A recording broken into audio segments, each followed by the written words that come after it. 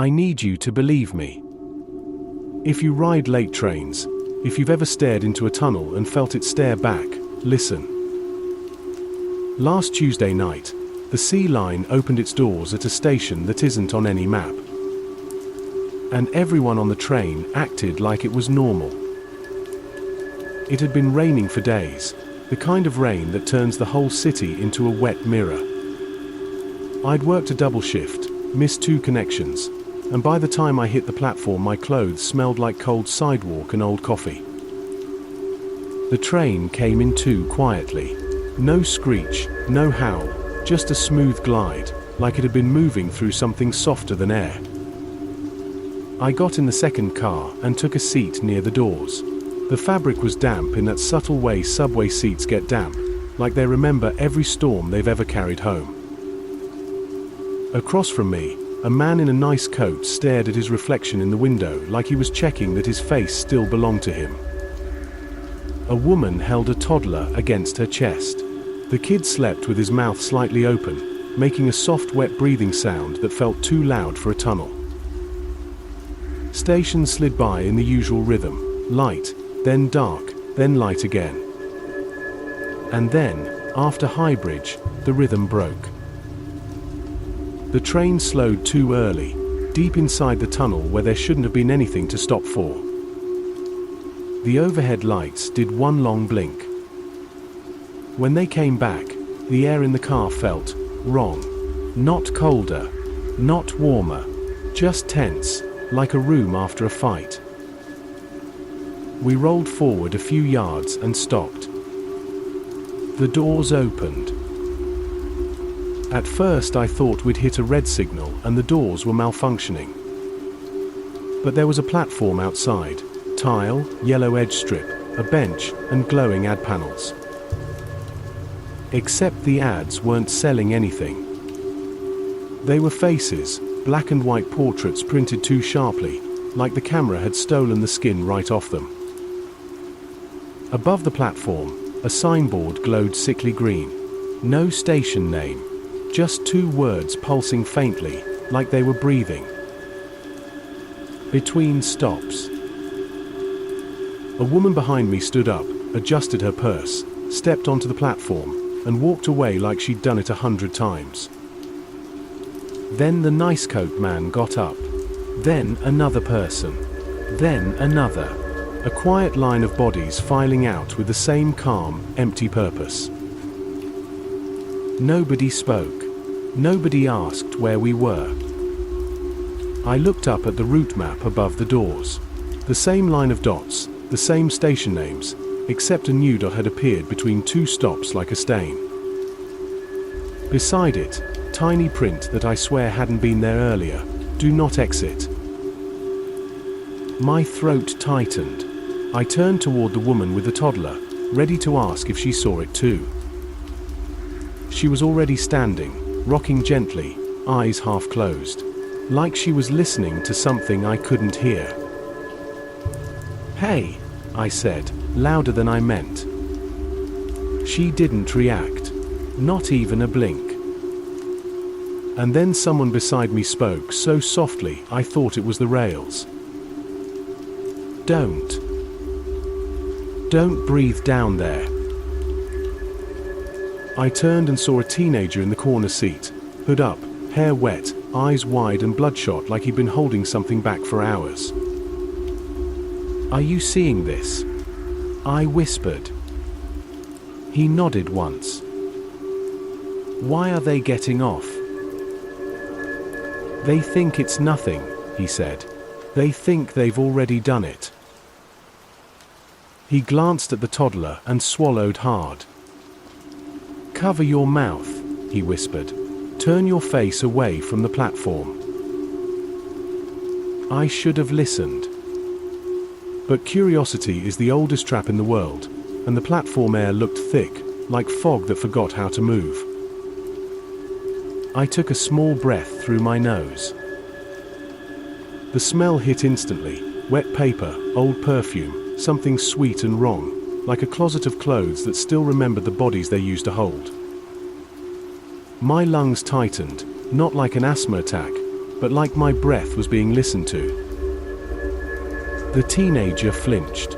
"You did it," he murmured, voice turning hollow. "It knows you now." The woman with the toddler stepped onto the platform, and the child's breathing stopped. Not with a gasp, not with a cough, just quiet, like a candle being pinched out. I shot up. Your kid." She paused at the edge and turned her head slowly, as if she'd heard me from underwater. Her eyes were open now, glossy and unfocused, peaceful in a way that made my skin crawl. Behind her, the station lights flickered, and for 1 second I saw a long dark handprint on the tiles, stretched like it had been dragged. The door chime sounded again, closing soon. People kept stepping out, quiet, obedient, filing into that green-lit space like water finding a crack. The teenager grabbed my sleeve. His fingers were ice. "Listen," he said. "It hears you breathe, and once it learns you, it keeps you." "What is it?" He swallowed. "Between," he said. "It's the place the train goes when it doesn't know where else to put you." The doors started sliding. Outside, the woman didn't move. She stared into the tunnel like something in the dark had called her by name. I made a decision in a broken heartbeat. I lunged for the doorway, to pull her back, to do something that proved I wasn't helpless. My foot crossed the threshold, and the platform air wrapped my face like a damp cloth. Not just a smell now, a taste, a memory. For one heartbeat, I wasn't me. I was a man running down wet stairs, a girl laughing too loudly at midnight, someone crying into their hands on a bench that didn't exist. My mind filled with borrowed lives as fast as I could process them. My lungs tried to inhale again, reflex. The teenager yanked me backward with all his strength. I stumbled inside as the doors slammed shut. My cheek pressed the glass. I saw the platform too clearly. Those portrait faces on the ads, some of them were blinking. The train jerked forward. The station slid away. And the woman with the toddler turned toward the windows, slow and certain, like she knew exactly where I was. Her lips moved. No sound carried through the glass. But I understood her anyway. "Breathe," she mouthed. The tunnel swallowed the green-lit platform. Darkness returned. But the sweet wet paper smell stayed in my lungs like a fingerprint, like a claim. At the next real station, everyone got off like normal. Normal lights, normal ads, normal life. Except I noticed pale flecks on collars and sleeves, powdery dust like dried breath. The teenager leaned close. "You have it on you," he said. He pointed to my jacket. Near where he'd grabbed me, a dark thumbprint sat in the fabric like shadows soaked into cloth. "It knows your air now," he whispered. "And it'll try again." That should have been the end of it. A creepy detour. A story you tell at a bar and laugh about too loudly. But the next morning, the smell was still in my nose. Wet paper, old perfume, sweet and wrong. I brushed my teeth until my gums bled. I showered until my skin ached. Nothing touched it. It wasn't on my body. It was in me. All day, the city felt half a second out of sync. Lights changing too fast. Voices landing late. And every time I exhaled, I felt the air hold onto it like it was taking notes. That night, I didn't take the train. I paid for a ride share I couldn't afford, stared out the window at rain-slick streets, and tried to be normal. In the dark glass, I caught a reflection, just for a moment, of a green station sign behind my face. Between stops. I snapped my head around. There was nothing there. Back home, the thumbprint on my sleeve was still there. I'd washed the jacket, scrubbed it, soaked it. The mark wasn't fading. It was deepening, as if water fed it. On the third day, I searched. I wanted proof so badly it felt like thirst. I checked the route map online. No extra dot. No warning. I searched the words. I found jokes, stories, people daring each other. Then my phone buzzed. A text from an unknown number. You shouldn't be searching. It can see the attention. You breathed. You're tagged. Meet me, 1140 South Entrance. I never gave him my number. Rain hammered the station overhang like it wanted in. At 11:40 sharp, the teenager appeared from the crowd like he'd been rendered last. He didn't say hello. He shoved a cheap sealed mask into my hand. You'll still smell it, he said, but it buys you seconds. Up close I saw his lips weren't just pale. They looked dried, tightened, like the skin had forgotten how to be soft. When he exhaled, a faint dust drifted in the air. It takes your moisture, he said, reading my stare. It takes your breath and leaves you empty enough to store. Store? Like, what, a prison? He glanced down the stairs into the underground. Like a shelf, he whispered. People think the city forgets them. It doesn't. It keeps everything it can't digest. Old platforms, closed tunnels, accidents nobody talks about. Between is where the leftover life goes. We went down together. Turnstiles, steps, the wet metallic breath of the tracks.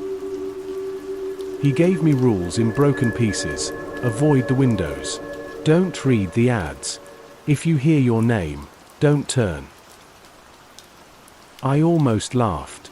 Then the loudspeaker crackled and said, very calmly, delayed service, for you. The teenager didn't flinch. See? We waited through 2 trains.